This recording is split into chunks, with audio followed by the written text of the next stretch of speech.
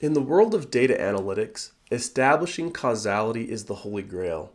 Sometimes it will be useful enough just to establish that one variable has a very predictable association with the other, but ultimately the most valuable insights will be able to come from showing that X actually causes Y. Now, establishing causation, that's pretty challenging, especially when the data we work with seldom comes from randomized controlled experiments in laboratories.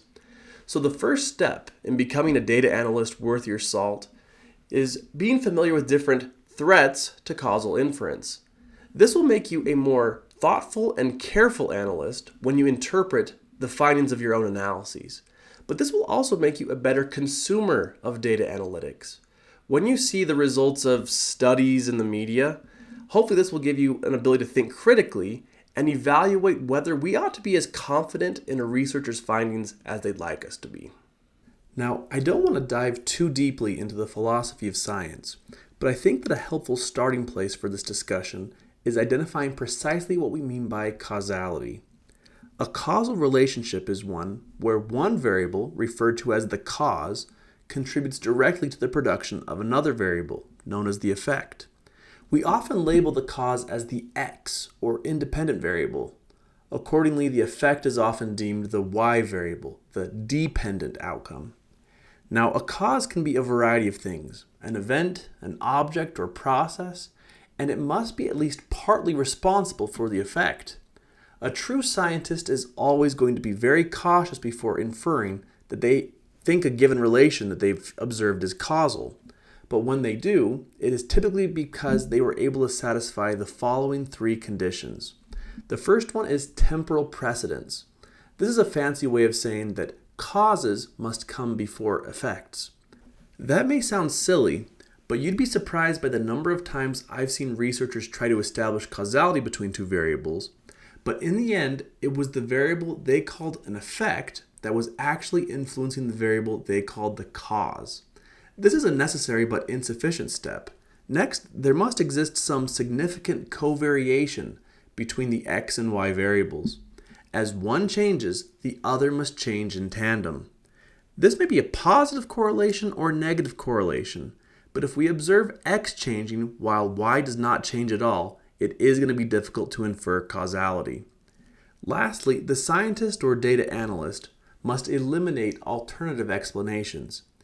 You might have a significant correlation between two variables, and one might change shortly before the other, thus establishing temporal precedence.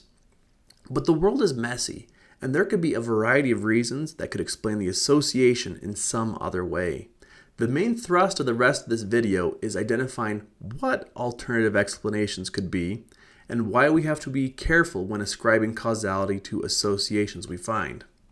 The 5 categories we'll examine are correlated omitted variables, reverse causality, selection bias, measurement error, and spurious correlation. We'll define each of these and supplement each definition with a couple examples. First, correlated omitted variables. This occurs when we assume that X causes Y, but in reality, a third variable, Z, is influencing both. For example, ice cream sales and sunburns tend to increase together. Does this mean that ice cream sales cause sunburns? Of course not. The omitted variable here is temperature, Z, which affects both. Warmer weather leads to more ice cream sales and more people getting sunburned because they're outside.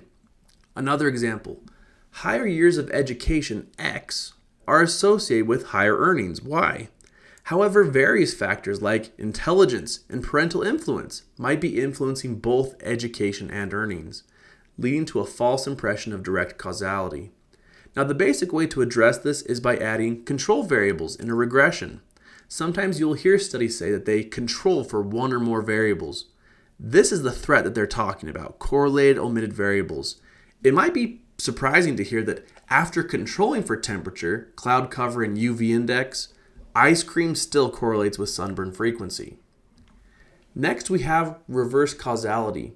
Sometimes what we think is the cause is actually the effect.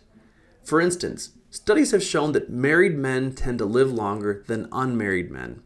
It might be tempting to conclude that marriage increases lifespan, but it could be the opposite effect. Perhaps Healthier men, maybe those who work out, who eat well, and are thus likely to live longer, might as a result be more likely to get married. Next, we have selection or sampling bias. This issue arises when the sample we are analyzing does not accurately reflect the population we're trying to draw conclusions about. For example, published statistics suggest that CPA exam pass rates are much higher for 22 to 23-year-olds versus those older than 35.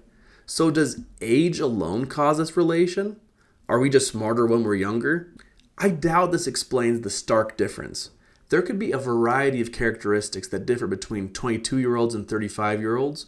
For instance, the presence of children in your house, other time pressures, proximity to the time when you took relevant coursework in college.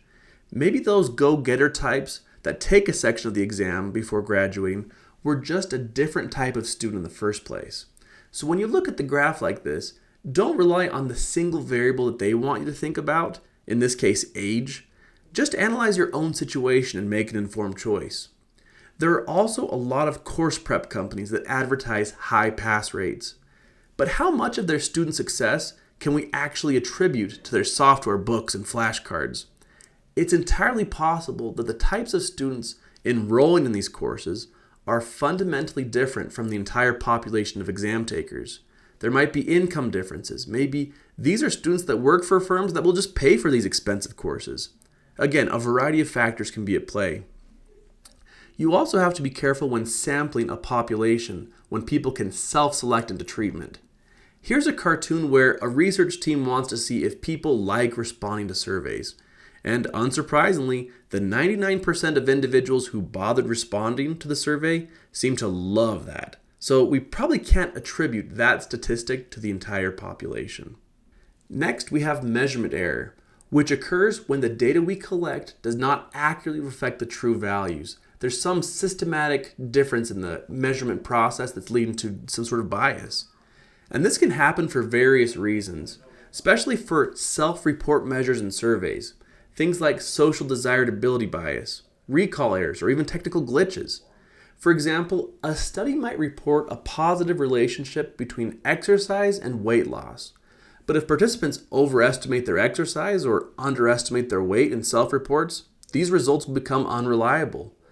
Similarly, what if a study finds no relation between physical activity and well-being? Well, let's suppose you dig deeper and find that the research team used really sensitive fitness trackers that count steps for actually taking steps, but also count steps for basic vibrations like typing at a keyboard or resting one's wrist on a steering wheel. It sounds silly, but errors like this are not uncommon. The last threat to causality we'll examine is spurious correlations. Sometimes correlations between two variables happen purely by chance, especially when dealing with large data sets.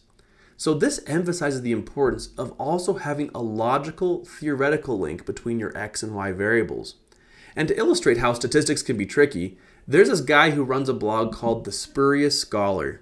He uses a humongous data set that probes for any significant correlations between any and all variables. And when a significant correlation is detected, he has AI write up a fake scientific article to try and argue that he's got some impressive finding.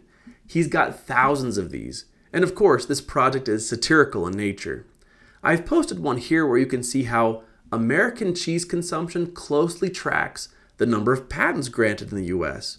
In fact, the correlation between these variables is 0.95. The AI-generated abstract for the accompanying study reads, "As American cheese consumption increased, so did the overall happiness and ingenuity of the population. This led to a surge in innovative ideas, prompting more patent applications and approvals." So you can judge for yourself if you think that is logical, but overall, we need to remember to be careful to not just jump at calling a significant correlation as establishing causation. Sometimes things just move in tandem due to random chance. So to summarize, establishing causation in data analytics requires careful attention to three criteria: temporal precedence, covariance, and most importantly, ruling out alternative explanations. Always be cautious when drawing conclusions from data. We spent most of our time trying to understand these threats to causal inference. You'll want to be able to recognize each of these in both your own analyses and those of others. This is going to make you a more informed analyst and data consumer.